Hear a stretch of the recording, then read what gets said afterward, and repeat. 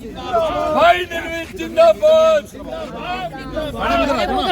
कोई बात नहीं ना, मेरे को बताते हैं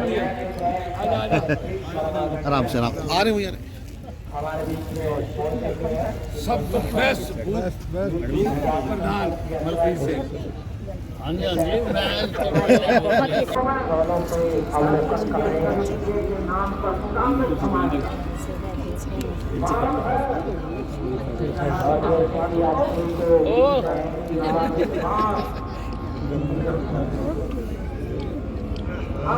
मैं कैसे पूरे गंभीरता से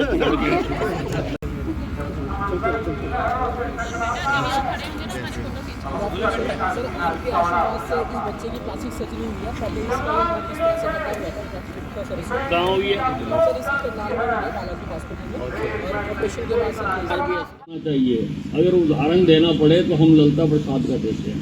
ये ललिता प्रसाद जैसा एमपी होना चाहिए जो लोगों को सारी सुविधाएं जो उनका हक बनता है उनको दिलाता है। हमारे ग्रामीण हलके के प्रधान किरण पाल चौहान जी, उपस्थित देवियों और सज्जनों,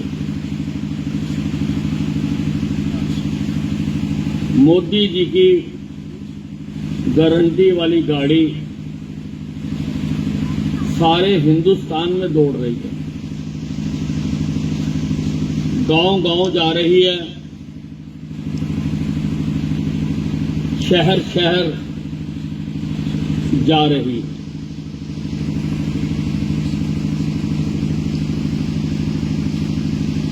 सरकार बनने के बाद लोगों के जन कल्याण के लिए सरकार ने जो योजनाएं बनाई हैं उनका लाभ हर पात्र को मिले, उसकी ये कोशिश की जा रही है। लोग दफ्तरों के चक्कर काट काट कर थक जाते हैं और उनको उसका लाभ नहीं मिल पाता। आज आपके क्षेत्र के लिए मैं सारी सरकार को अपने साथ लेकर आया कि सारे दफ्तर यहीं पर बैठकर काम करें, जिसकी पेंशन लगनी रह गई उसकी पेंशन लगाएं, जिसका राशन कार्ड बनना रह गया उसका राशन कार्ड बनाएं, जिसका आयुष्मान भारत कार्ड नहीं बन सका उसका आयुष्मान भारत कार्ड बनाएं, उज्ज्वला योजना में जिसको गैस का सिलेंडर मिलना रह गया उसको गैस का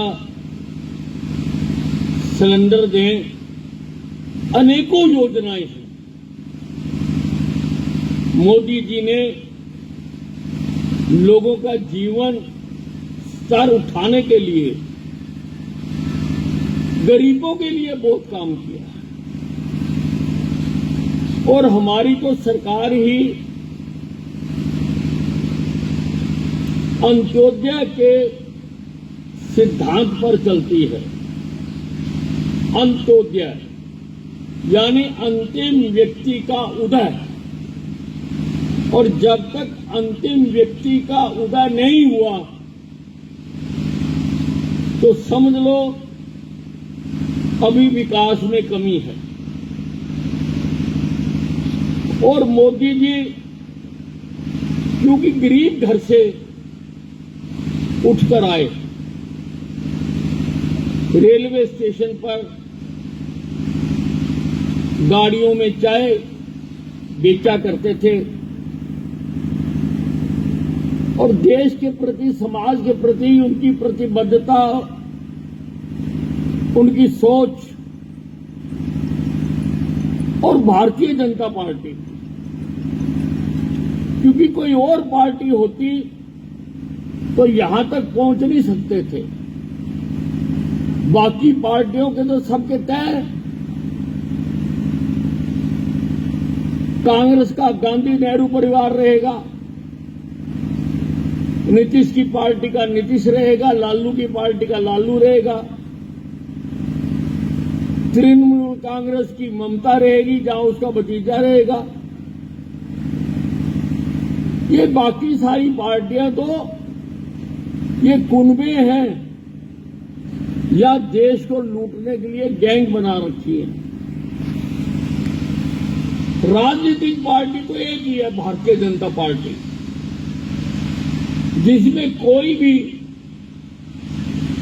निचले स्तर से उठकर ऊपरले स्तर तक जा सकता है, देश का प्रधानमंत्री बन सकता है। ये खाली भारतीय जनता पार्टी में। और क्योंकि वो सोने का चम्मच मुंह में लेकर पैदा नहीं हुए थे, उन्होंने गुर्बत देखी है, गरीबों की दिक्कतें देखी है, इसलिए उन्होंने सारी योजनाएं गरीबों का उत्थान करने के लिए बनाई। वो जानते थे चूल्हा जलाते जलाते माता बहनों की आंखें धुएं से खराब हो जाती हैं।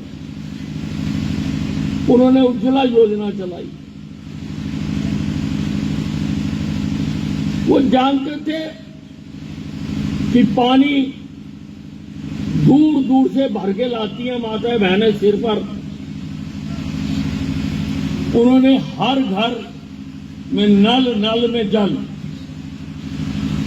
हर घर में। हरियाणा में तो हमने 100% कर दिया, हर घर में। और खुले में शौच नहीं। अरे किसी को सोच ही नहीं आई। 70 साल आजाद हो गए, सोच नहीं आई किसी को। रेलवे गाड़ी के किनारे बैठ के सब सोच करते थे। कोई बाहर से आता था तो कहता था कि Hindustan is an open latrine. सब सड़क के किनारे बैठते थे, रेलवे लाइन के किनारे बैठते थे। नरेंद्र मोदी जी प्रधानमंत्री होना चाहिए। हमारे विरोधी पार्टियों वाले हंसते थे कि जी खाता खोल के क्या करेंगे।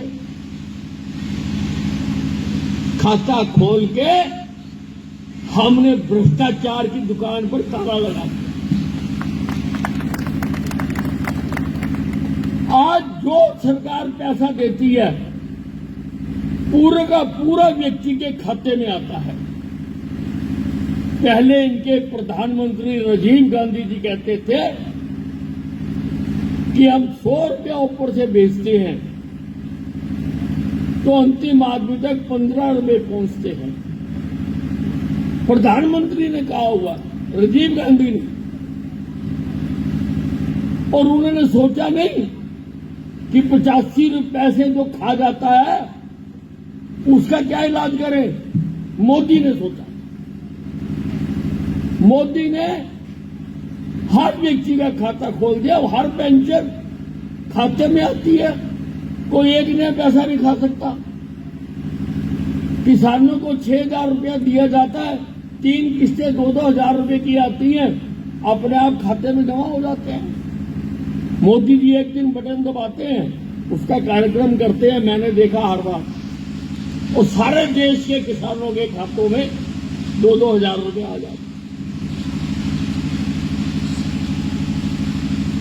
एक सोच, और बहुत बड़ी सोच हमारे प्रधानमंत्री ने सोची कि मैं हिंदुस्तान को विकसित राष्ट्र बनाऊंगा। 2047 तक जब देश आजादी की 100वीं वर्षगांठ मना रहा होगा, मेरा देश विकसित राष्ट्रों की सूची में होना चाहिए। और विकसित राष्ट्र क्या होता है? ये क्या नई बीमारी छेड़ दी? विपक्ष वाले कहते हैं 3 तरह के राष्ट्र होते हैं। एक अविकसित राष्ट्र, जहां पर अभी कोई काम हुआ ही नहीं है, बिजली नहीं है, पानी नहीं है, स्कूल नहीं है, अस्पताल नहीं है, रोटी नहीं है, बीमारी है, भूखे मर रहे हैं। कुछ हमारा पड़ोसी देश पाकिस्तान भी वैसे ही बनता जा रहा है। अविकसित राष्ट्र। एक है विकसित राष्ट्र, जैसे हमारा देश। काम हो रहे हैं पर धीमी गति से हो रहे हैं, क्योंकि 70 साल में किसी ने सोचा नहीं कि इसको विकसित राष्ट्र बनाना है। एक होता है विकसित देश, यानी लोगों की जो आधारभूत आवश्यकताएं हैं वो सारी पूरी हो गई। सारी सड़कें बन गई, सारी नालियां बन गई, सीवरेज जल गए, लाइट का इंतजाम हो गया, स्कूल बन गए, अस्पताल बन गए। उसको कहते हैं विकसित राष्ट्र। और आज की तारीख में संसार में केवल 37 है ऐसे विकसित राष्ट्र। 37, जहां पर सारी सुविधाएं दी जा चुकी हैं।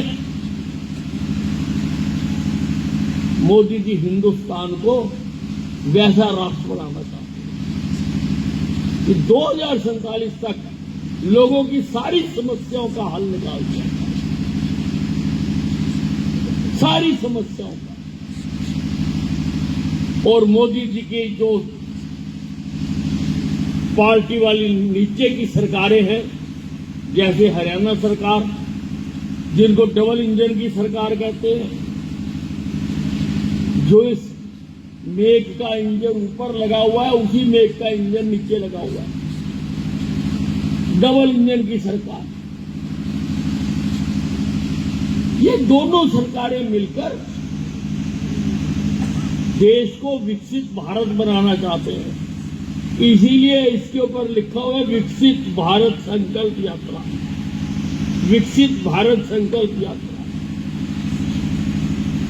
ये हिंदुस्तान के 2 लाख गांवों में जा रही है, सारे शहरों में जा रही है। हरियाणा के भी 6200 गांव में ये गाड़ी जा रही है, ताकि जो जो योजनाएं बना रखी हैं, अगर उसमें कोई हासिल करने में रह गया तो आज कर ले। सारे डिपार्टमेंट यहां बैठे हुए, और मैंने अभी पता करा, देखा मैंने,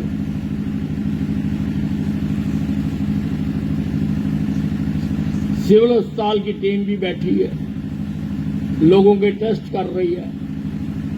होम्योपैथिक डॉक्टर भी बैठा है, एलोपैथिक डॉक्टर भी बैठा है, आयुर्वेदिक डॉक्टर भी बैठा है।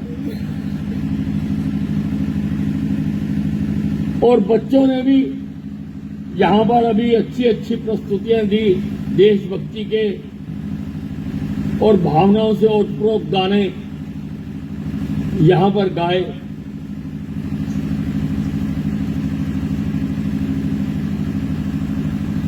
मकसद एक है कि इस देश को विकसित राष्ट्र बनाना है, और हम सब ने मिलकर बनाना है।